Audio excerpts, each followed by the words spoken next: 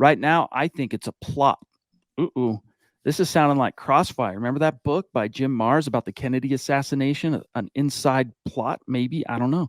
She says, we are getting Harbaugh, but they need to keep it quiet so Michigan's signing day won't be affected and discourage players from committing.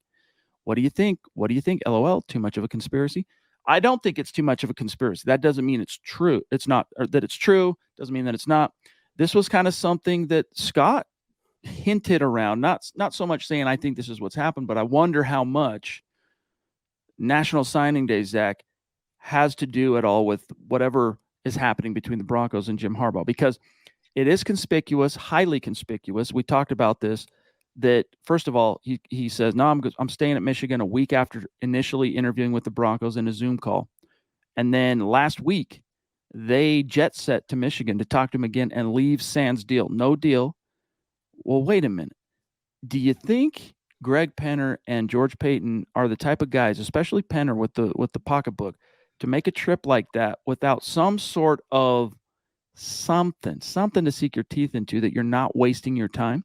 So if indeed Jim Harbaugh is saying, yeah, I might want to do it, I don't want to ruin the National Signing Day for my school, it makes a lot of sense. No way to know if that's true right now, but it makes a lot of sense to me. Yeah, Michaela, I love me a good conspiracy, and there are, reasons to believe that Harbaugh's still in play for the Broncos. He's the only one, if you think about it, that's taken a second interview with Denver, and he's had a face-to-face and a Zoom meeting with them, so he's gotten intimately familiar.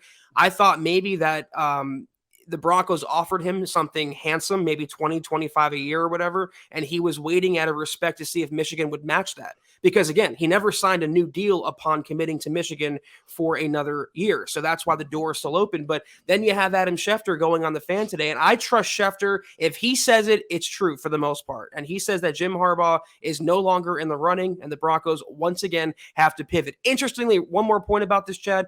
Yeah. The fact that Greg Penner took a secret meeting and did so while other candidates were still vying for the job, reportedly, I think it was via The Athletic, did not sit well with those candidates.